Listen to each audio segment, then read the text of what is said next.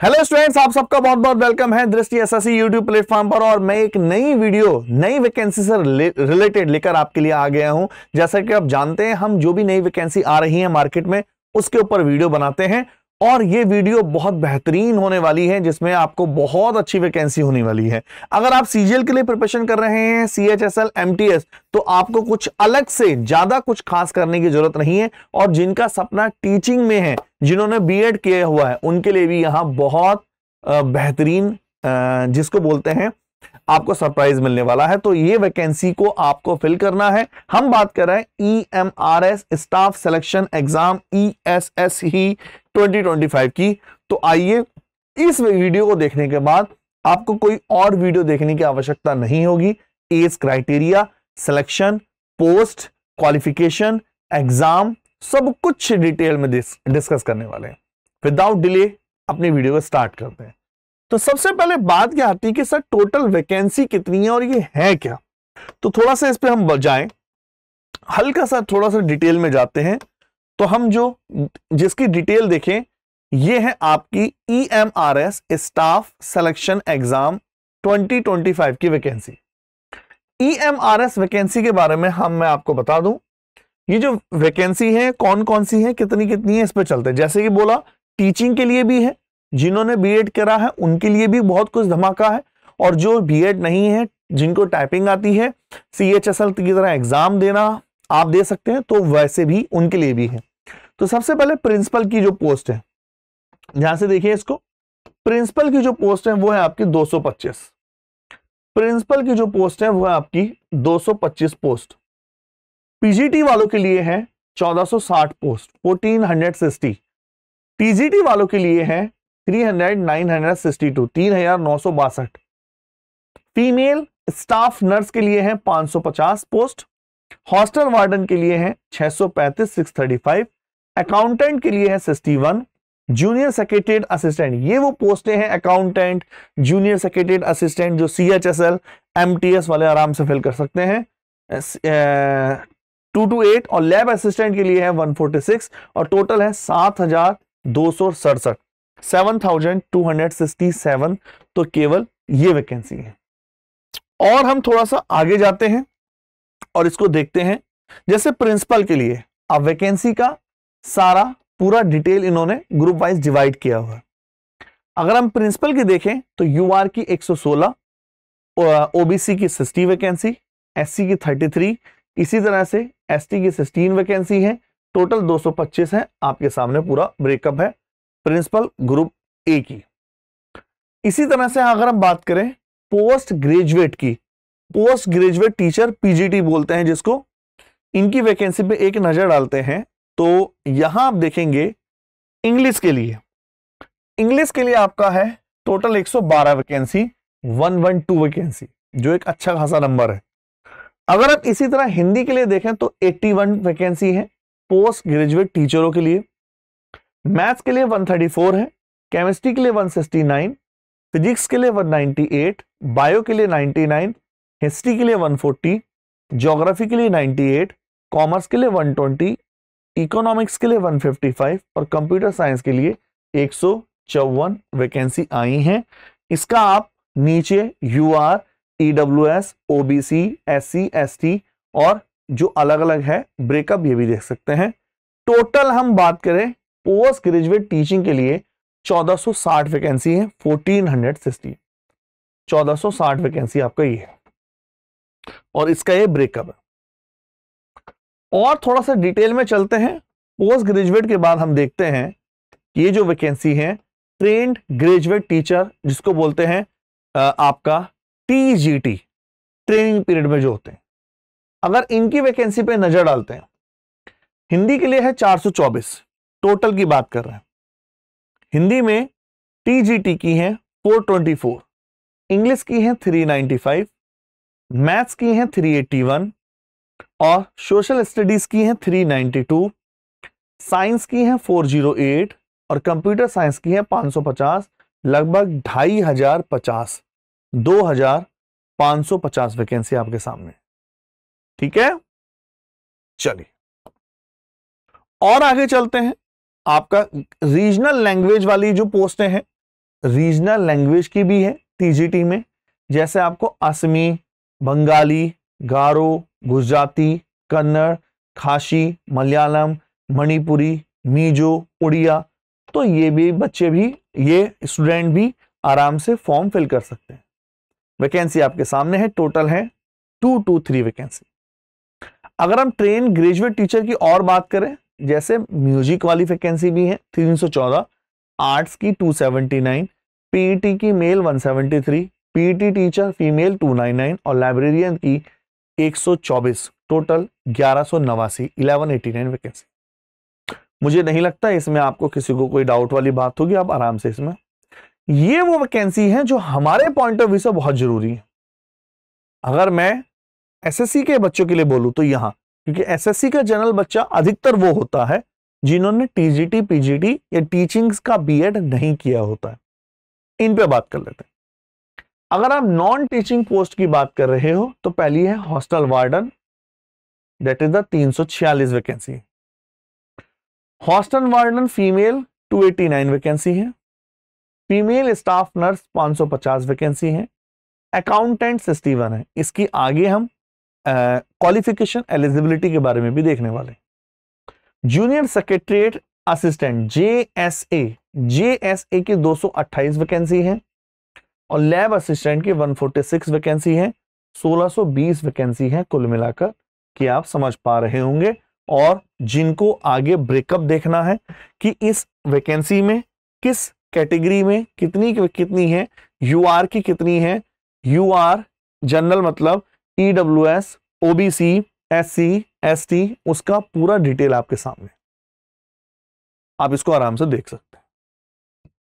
ठीक है, चलिए आगे बात करते हैं हम थोड़ा सा इसमें। अब हम इसको पूरा डिटेल में शुरू से देखते हैं।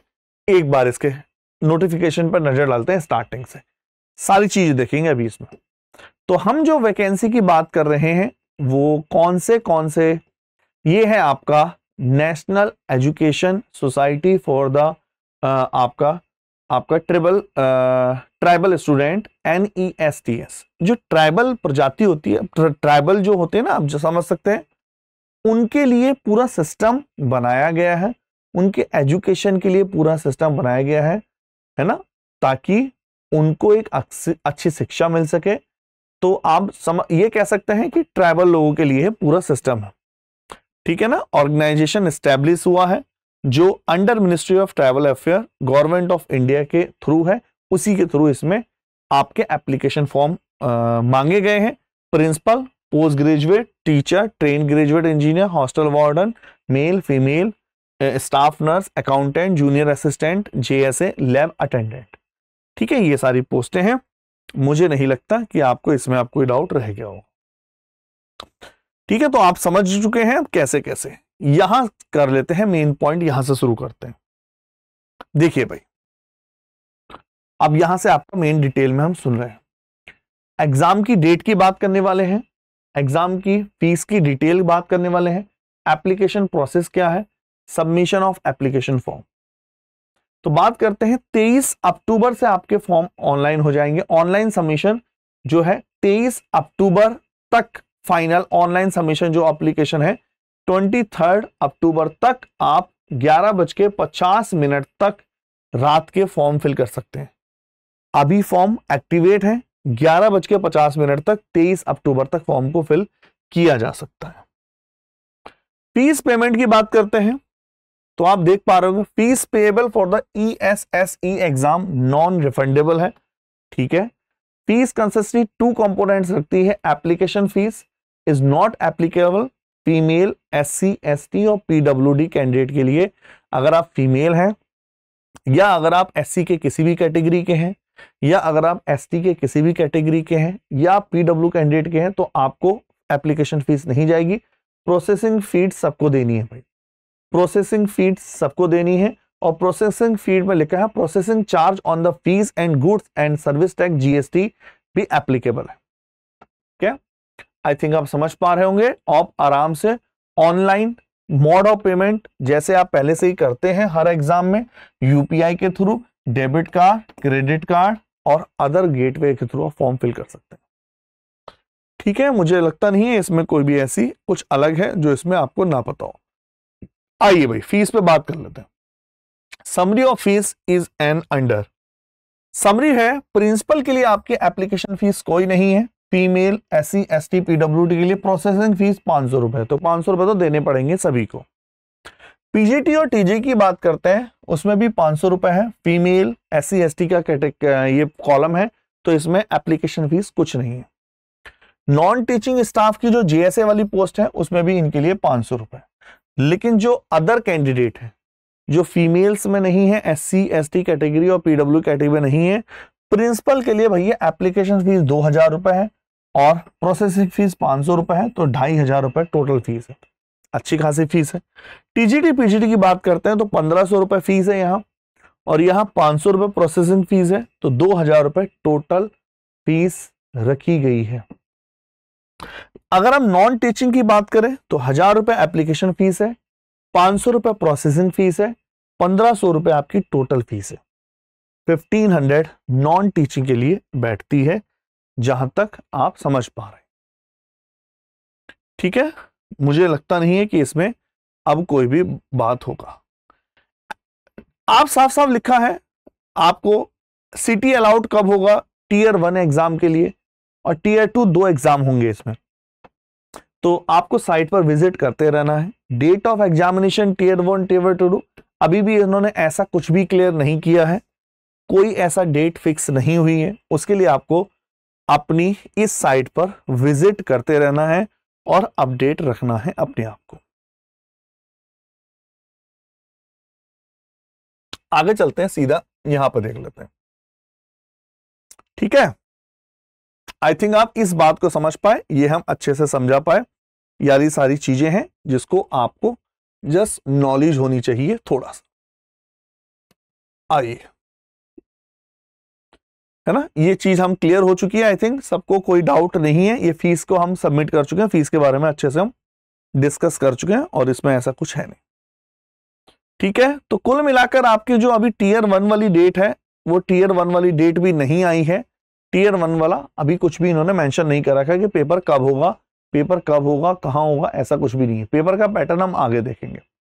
डेट फिक्स हो चुकी है, मतलब आपको फीस वगैरह के सारा इंफॉर्मेशन हो चुका है और सारी चीजें होने वाली है। मतलब टीयर 1 आएगा, उसका रिजल्ट आएगा, display of the shortlist candidate जो शॉर्टलिस्ट हुए टीयर 2 के लिए, पूरा मतलब स्टेप्स हैं, लेकिन अभी कुछ क्लियर नहीं है। मतलब इन्होंने अभी लॉगिन के लिए बोला है कि आप एन साइट्स पर अपडेट रहे।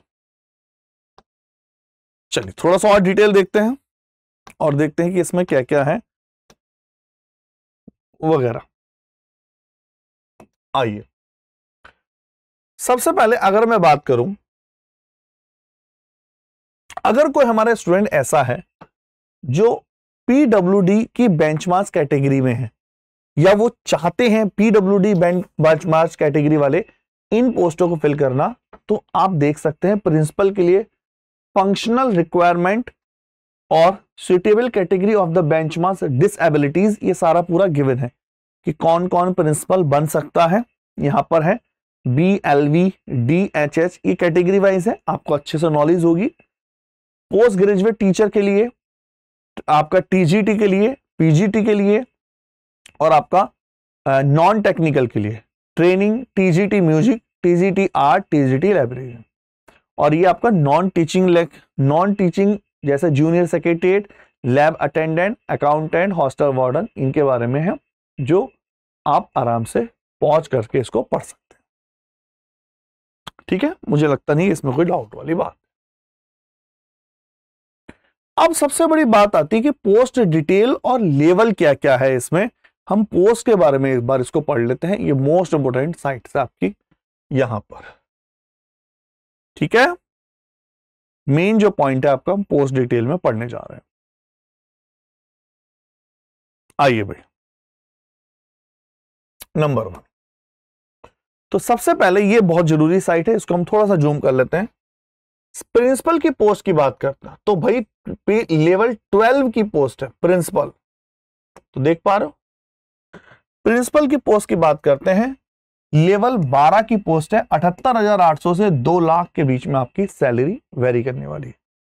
78,800 से 2,92,100 के बीच में। पीजीटी की बात करते हैं, PGT English, Hindi, physics, chemistry, maths, eco, bio, history, geography, commerce, computer science. Pay level 8 की पोस्ट है जिसमें 47,600 से लेकर 1.5 लाख के बीच में आपकी सैलरी वेरी करने वाली है। अगर हम टीजीटी की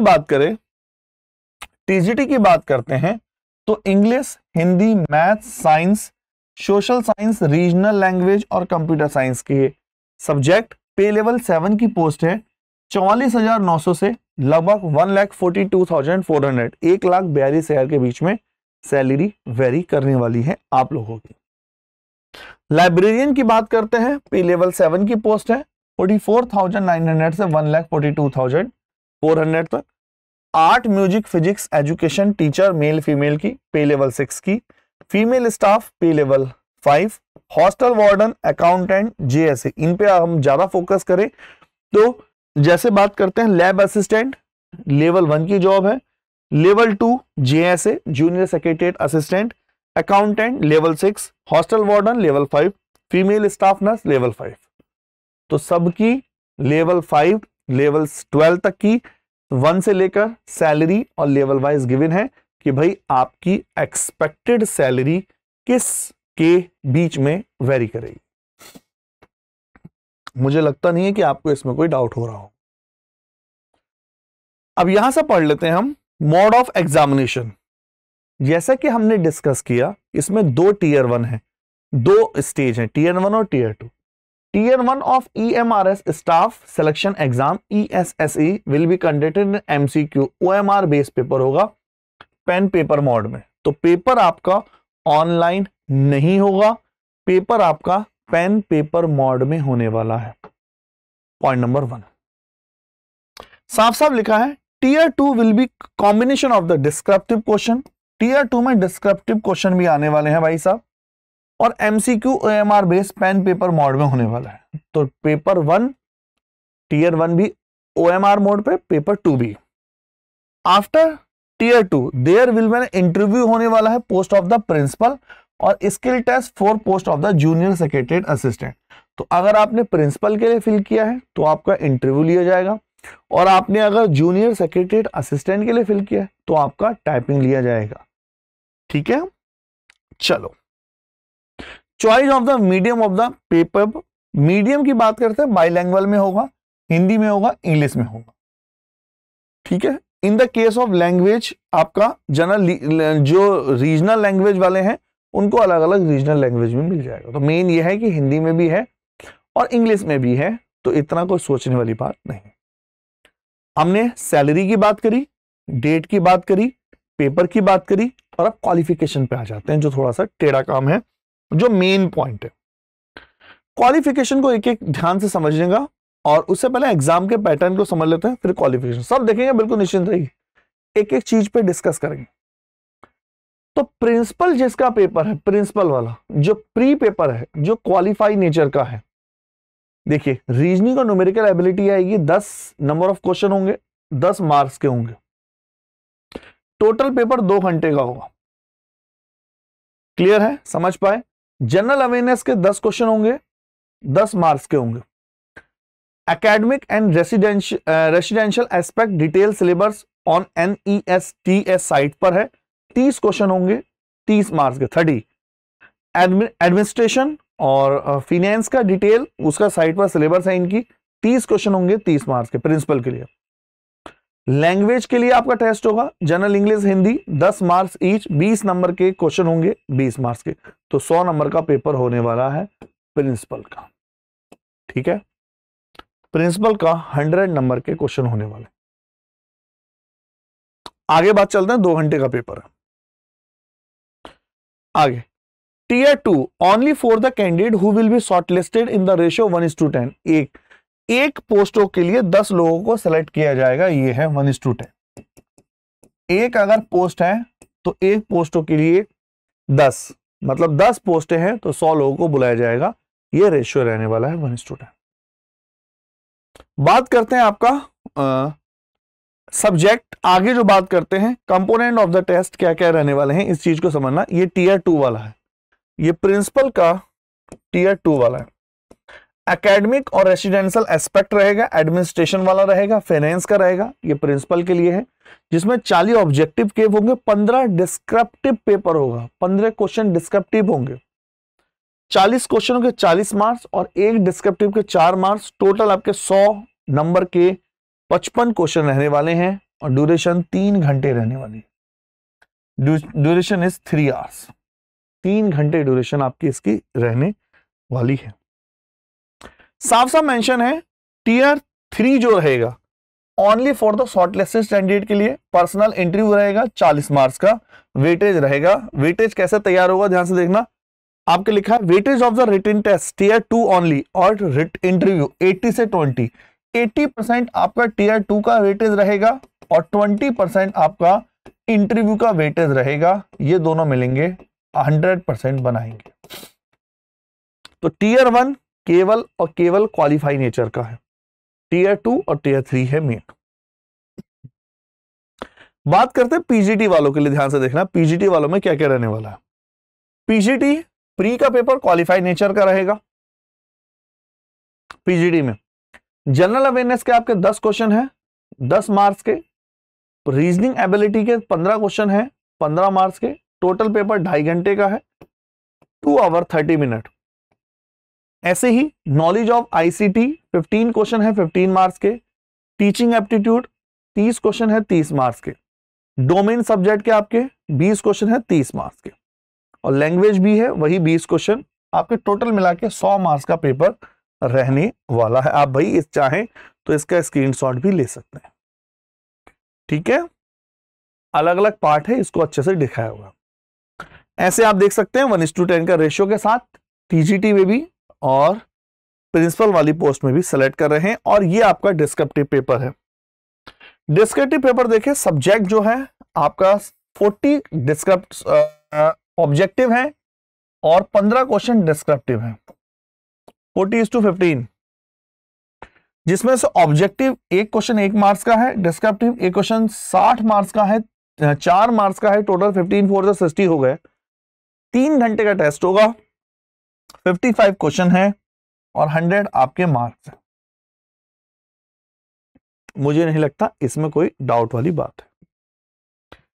फाइनल जो होगी, merit of the post of the TGT will be prepare basis on the performance in the tier 2। तो जिस तरह से एसएससी टीयर 1 का पेपर होता है और मेरिट फाइनल टीयर 2 के बेस पर बनती है, इसी तरह से इसमें भी फाइनल आपकी जो मेरिट बनेगी वो टीयर 2 के बेस पर बनेगी। इसी तरह से टीजीटी में चलते, एक नई वैकेंसी है टीजीटी, आपका प्री पेपर क्वालिफाई नेचर का है, इसको समझते हैं 100 मार्क्स का पेपर है आपका टीजीटी में। टीजीटी में जनरल अवेयरनेस रह के आने वाली है आपके 10 क्वेश्चन 10 मार्क्स के, रीजनिंग एबिलिटी 15 क्वेश्चन रहने वाले हैं आपके 15 मार्क्स के, knowledge of ICT 15 question 15 marks के, टीचिंग एप्टीट्यूड 30 क्वेश्चन 30 मार्क्स के, और यहां आपके 20 क्वेश्चन डोमेन के। 100 क्वेश्चनों का पेपर है, टोटल 2.5 घंटे का पेपर है, 2 घंटे 30 मिनट का पेपर रहने वाला है, ठीक है। चलिए, साफ साफ है। फिर जो रीजनल लैंग्वेज वाली है जैसा असमी वगैरह वो सब इसमें डिटेल है। इन्हीं का जो टीयर 2 होगा, इनका टीयर 2 भी होगा, तो सब्जेक्ट स्पेसिफाइड जो सिलेबस होगा वो अपलोडेड है साइट्स पर। 40 ऑब्जेक्टिव 15 डिस्क्रिप्टिव, ऑब्जेक्टिव के 40 मार्क्स, डिस्क्रिप्टिव के 60 marks, 100 question 100 marks 55 question, 100 marks 55 question. और जो टेस्ट रहने वाला है आपका, the test will be of 3 hour, 3 घंटे का पेपर रहने वाला, ठीक है। चलो, द मेरिट फाइनल टीजीटी की आपका टीयर 2 के बेस पर बनेगी। हॉस्टल वार्डन के लिए एक बार देख लेते हैं, हॉस्टल वार्डन पे भी नजर डाल लेते हैं थोड़ा स्पीड से। हॉस्टल वार्डन के लिए देख पा रहे आप, जनरल अवेयरनेस के 10 क्वेश्चन है 10 मार्क्स, रीजनिंग एबिलिटी के 15 क्वेश्चन है 15 मार्क्स, नॉलेज ऑफ आईसीटी के 15 क्वेश्चन है 15 मार्क्स, क्वांटिटेटिव एप्टीट्यूड के 30 क्वेश्चन है 30 मार्क्स, और लैंग्वेज के हैं हिंदी और इंग्लिश दोनों के 10 marks each, 10 marks each subject है। हिंदी और रीजनल लैंग्वेज जिसमें आपके जनरल इंग्लिश लैंग्वेज में आने वाली है। 30 क्वेश्चन 30 मार्क्स के रहेंगे। साफ साफ लिखा है 100 क्वेश्चन 100 मार्क्स, 2 घंटे का ड्यूरेशन है, 2 आवर। ये हो गया आपका वार्डन, हॉस्टल वार्डन की वैकेंसी के लिए। इसका डिस्क्रिप्टिव पेपर होगा, 40 क्वेश्चन ऑब्जेक्टिव रहने वाले हैं, 15 क्वेश्चन डिस्क्रिप्टिव रहने वाले हैं। ऑब्जेक्टिव के 40 मार्क्स हैं, डिस्क्रिप्टिव के 60 मार्क्स हैं, 100 क्वेश्चन है, 55 क्वेश्चन है, 100 मार्क्स हैं। पेपर 3 घंटे का रहने वाला है। कितने आवर्स का? The test will be of 3 hours. 3 घंटे का रहने वाला है पेपर। चलिए पूरा डिटेल में देख रहे हैं एक एक चीज को बहुत अच्छे तरीके से। अकाउंटेंट की बात करते हैं हम। अकाउंटेंट की जो पोस्ट है उसके लिए क्या क्या डिटेल्ड है। अकाउंटेंट में जनरल अवेयरनेस रहने वाली है 10 क्वेश्चन, रीजनिंग एबिलिटी रहने वाली है 20 क्वेश्चन, नॉलेज ऑफ आईसीटी रहने वाली है 20 क्वेश्चन, क्वांटिटेटिव एप्टीट्यूड रहने वाले हैं 30 क्वेश्चन और लैंग्वेज के रहने वाले हैं 20 क्वेश्चन। टोटल आपके 100 क्वेश्चन है, 100 मार्क्स हैं और 2 घंटे आपकी ड्यूरेशन है। तो आपने अकाउंटेंट आप आराम से फिल कर सकते हैं और इसको इजी से रेडी कर सकते हैं। अकाउंटेंट के मेंस की बात करें, टीयर 2 की बात करें, अकाउंटेंट में 40 क्वेश्चन ऑब्जेक्टिव रहेंगे, 15 क्वेश्चन डिस्क्रिप्टिव रहेंगे। ऑब्जेक्टिव के 40 मार्क्स हैं, डिस्क्रिप्टिव के 60 मार्क्स हैं, 100 क्वेश्चन है, 100 मार्क्स हैं, 55 क्वेश्चन है। पेपर 3 घंटे का रहने वाला। That is the accountant history. Female nurse की बात करते हैं, प्री वाला एग्जाम, जनरल अवेयरनेस के 10 क्वेश्चन 10 मार्क्स, रीजनिंग एबिलिटी के 15 question 15 marks, knowledge of ICT के 15 क्वेश्चन 15 मार्क्स, क्वांटिटेटिव एप्टीट्यूड के 30 क्वेश्चन 30 मार्क्स और लैंग्वेज के 30 क्वेश्चन 30 मार्क्स। 2 आवर्स का पेपर है, 100 क्वेश्चन 100 मार्क्स आपके लिए अवेलेबल है। ठीक है। और ये नर्स के लिए सेकेंड क्वेश्चन जो है पेपर 2 वही same 40 questions, 15 descriptive, 40 objective, objective का सेम, डिस्क्रिप्टिव का 4 टाइम्स 60, 55 क्वेश्चन 100 मार्क्स, 3 घंटे का पेपर है, 3 आवर्स का पेपर। अब हम मेन पॉइंट पर आ रहे हैं, जूनियर असिस्टेंट, जो सबसे ज्यादा बच्चे पूछना चाह रहे होंगे क्योंकि बहुत सारे बच्चे जूनियर असिस्टेंट के लिए एलिजिबल होंगे। जूनियर असिस्टेंट में रीजनिंग के 25 क्वेश्चन है और मुझे लगता है कि रीजनिंग आप एसएससी सीजीएल में बहुत बेहतरीन तरीके से पढ़ लेते हैं। 25 क्वेश्चन है, 25 मार्क्स, 2 घंटे का पेपर है। क्वांटिटेटिव एप्टीट्यूड जो हम पढ़ाते हैं आप वही सेम 25 क्वेश्चन है, 25 क्वेश्चन है आपके 25 मार्क्स के। जनरल अवेयरनेस 20 क्वेश्चन है 20 मार्क्स के। Basic knowledge of computer operation, computer की नॉलेज होनी चाहिए, कंप्यूटर का 10 क्वेश्चन 10 मार्क्स के। आपका लैंग्वेज के लिए है general language Hindi, general English, 10-10 question है, 10-10 मार्क्स के, 100 नंबर का पेपर है और 100 ही क्वेश्चन है। टोटल 2 घंटे का पेपर रहने वाला है। ठीक है। Junior JSA, junior secretariat assistant, इनका जो टीयर 2 होगा, इनका टीयर 2 का सेम फंडा है, 55 question 100 marks, 40 objective, 15 descriptive, 1 descriptive 4 marks का 60 और 1 ऑब्जेक्टिव 1 मार्क्स का 40, टोटल 3 घंटे का ड्यूरेशन। चलिए, टाइपिंग टेस्ट, एक ऐसी पोस्ट है जिसमें इंटरव्यू होगा तो वो है प्रिंसिपल। एक ऐसी पोस्ट जिसमें टाइपिंग टेस्ट होगा वो है JSA। JSA में टाइपिंग टेस्ट होगा। टाइपिंग टेस्ट विल बी, ये होगा आपका 50 मार्क्स का। मेन नोटिस करने वाला है, this part will be qualifying in nature. Qualify nature का होगा। पहले आपका टीयर 1 होगा JS वालों के लिए, फिर टीयर 2 होगा, उसके बाद टीयर 3 वो टाइपिंग को बोल रहे हैं। Typing test in the ratio 1:3, 1:3। एक पोस्ट के लिए 3 लोगों को बुलाया जाएगा, टीयर 2 को जो क्वालिफाई करेंगे टाइपिंग टेस्ट के लिए। ठीक है। अब हम बात करते हैं लैब असिस्टेंट की। लैब असिस्टेंट की पोस्ट और बात कर लेते हैं। रीजनिंग एबिलिटी के 25 क्वेश्चन 25 मार्क्स के आ रहे हैं। क्वांटिटेटिव एप्टीट्यूड के 25 क्वेश्चन 25 मार्क्स। जनरल अवेयरनेस के 20 question 20 marks, basic knowledge of computer operation 10 question 10 marks, और हिंदी या इंग्लिश के 10-10 क्वेश्चन, 100 क्वेश्चन है, 100 मार्क्स का पेपर है, 2 घंटे का पेपर है। ठीक है, मुझे नहीं लगता इसमें कोई ऐसी बात है जो आप क्लियर ना समझ पाए। और टीयर 2 देखें तो बिल्कुल सेम है, बिल्कुल सेम, कुछ भी चेंज नहीं। ठीक है, आई थिंक आप इस चीज को बहुत ही अच्छे से समझ पाए। और इसके पूरा डिटेल में अगर आप जाना चाहते हैं तो nestes.travel.gov.in पर जाकर पूरी डिटेल निकाल सकते हैं और सब कुछ अच्छे से पढ़ सकते हैं। ठीक है, चलो आगे चलते हैं थोड़ा सा और इसको समझते हैं कि क्या क्या कैसे आपका रहने वाला।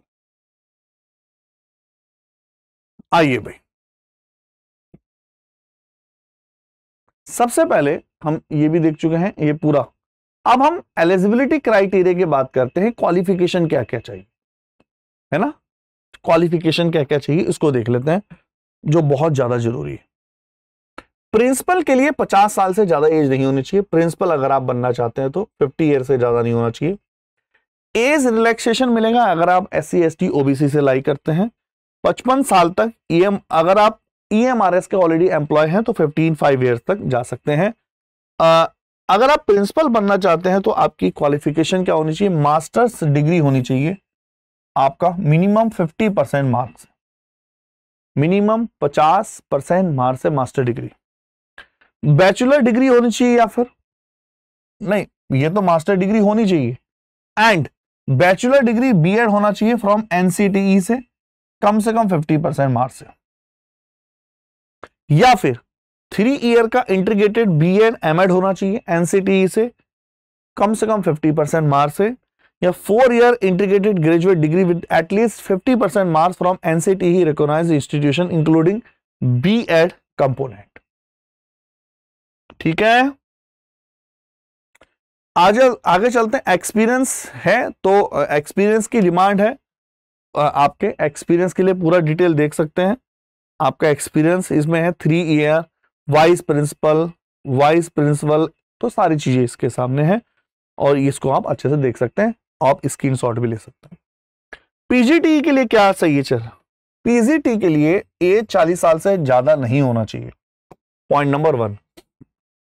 40 ईयर्स एज तक आप फिल कर सकते हैं, लेकिन अगर आप SC ST OBC वाले हैं तो एज रिलैक्सेशन मिलने वाला है और 55 ईयर्स तक भर सकते हैं यदि आप, कितने का है, 15 साल और आपको फ्री एज रिलैक्सेशन मिल रहा है यदि आप EMRS के ही एम्प्लॉय हैं। आप इसके लिए क्वालिफिकेशन इंटीग्रेटेड पोस्ट ग्रेजुएट चाहिए NCTE से, और जैसे जैसे आपका सब्जेक्ट है जिसमें आप करना चाहते हैं 50% मार्क्स चाहिए इंक्लूडिंग बीएड कंपोनेंट, या फिर पोस्ट ग्रेजुएट होना चाहिए master degree from a recognised institution at least 50% marks in aggregate subject में आपके 50% मार्क्स होने चाहिए।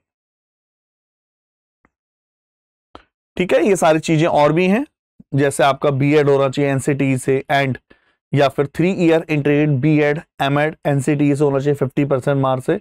तो ये सारी चीजें आप पॉज करके और डिटेल में देख सकते हैं। PGT chemistry, PGT maths, PGT eco, PGT biology, उसके बारे में पूरा डिटेल अलग अलग दिखाया गया है और इसको आप बहुत अच्छे से देख सकते हैं। मुझे लगता नहीं है कि इसमें कोई भी बात होगी। क्लियर है? हाँ जी, टीजीटी की बात करते हैं। टीजीटी की बात करते हैं, नॉन एक्सीडिंग 35 ईयर। अगर आप टीजीटी टीचर बनना चाहते हैं तो 35 साल से ज्यादा एज नहीं होना चाहिए। SC ST OBC से है तो आपको एक रिलैक्सेशन मिलेगा, और 55 ईयर्स तक एम्प्लॉयज, अगर आप EMRS के ऑलरेडी हैं तो 55 ईयर्स तक फॉर्म फिल कर सकते हैं। बैचलर डिग्री होनी चाहिए, bachelor graduation degree in subject, 4 year integrated graduation degree होनी चाहिए course from NCTE recognised institution 50% marks के साथ, या बैचलर ऑनर्स डिग्री हो with minimum 50% marks all subject में। पोस्ट ग्रेजुएट आपका कंसर्न सब्जेक्ट के लिए minimum 55% marks, bachelor degree in education BEd 50% marks किया हो, 3 year integrated MEd BEd MEd और NCTE से किया हो। और CET qualified in central teaching eligibility test जो पेपर 2 होता है, सी टेट वाला जिसको बोलते हैं, सी टेट क्वालिफाई किया हो। सी टेट सर्टिफिकेट इशू होना चाहिए ऑन या before cut off date, on या बिफोर कट ऑफ डेट, पहले या उस पर कम से कम आपका सी टेट रिजल्ट आ गया होना चाहिए। अब हम मेन बात करते हैं आपका, या आप पूरा डिटेल में जाके साइट में जा सकते हैं। अगर हम मेन बात करें कि सर इसमें आपका टीजीटी के लिए, कंप्यूटर साइंस के लिए, इस तरह से आप देख सकते हैं टीजीटी कंप्यूटर साइंस, जो स्पेशल टीजीटी वाले हैं साइट पर जाकर उसको डाउनलोड करके देख सकते हैं। और मैं उसके बारे में पूरा सा और डिटेल में, जैसे म्यूजिक टीचर के लिए क्या क्या क्वालिफिकेशन चाहिए, प्रिंसिपल फिजिकल एजुकेशन टीचर के लिए क्या क्या क्वालिफिकेशन चाहिए, लाइब्रेरियन के लिए क्या क्या क्वालिफिकेशन चाहिए, फीमेल स्टाफ नर्स के लिए क्या क्या क्वालिफिकेशन चाहिए, हॉस्टल वार्डन के लिए और अकाउंटेंट के लिए, इसको देख लेते हैं भाई, ये बहुत जरूरी है। आइए, ये बहुत जरूरी है। नंबर 1, सबसे पहले तो जो बच्चे अकाउंटेंट बनना चाहते हैं, ये बहुत जरूरी है क्योंकि इसमें बहुत, ये सबके लिए रास्ता खुला है। तो जो अकाउंटेंट बनना चाहते हैं 30 साल से कम एज होनी चाहिए, एज रिलैक्सेशन मिलेगा SC ST OBC को, और EMRS के ऑलरेडी एम्प्लॉय हैं तो 55 साल तक फॉर्म फिल कर सकते हैं। बैचलर डिग्री होना चाहिए कॉमर्स में, और bachelor degree in business administration is not eligible. यदि आपने कॉमर्स में बैचलर डिग्री किया है तो एलिजिबल हो, लेकिन BA में किया है बिजनेस एडमिनिस्ट्रेशन में तो आप एलिजिबल नहीं है। तो ये था हमारा अकाउंटेंट। JSA जूनियर सेक्रेटरीट 30 साल से एज ज्यादा नहीं होना चाहिए। SC ST OBC को एज रिलैक्सेशन मिलेगा। 55 साल तक EMRS के एम्प्लॉय हैं। सीनियर सेकेंडरी आपने अगर 12th किया है, जो CHSL वाली क्वालिफिकेशन होती है, 12th certificate from the recognised university और मिनिमम 35 वर्ड पर मिनट आपकी स्पीड होनी चाहिए, 35 वर्ड पर मिनट इन इंग्लिश, और हिंदी में होनी चाहिए 30 वर्ड पर मिनट इन हिंदी।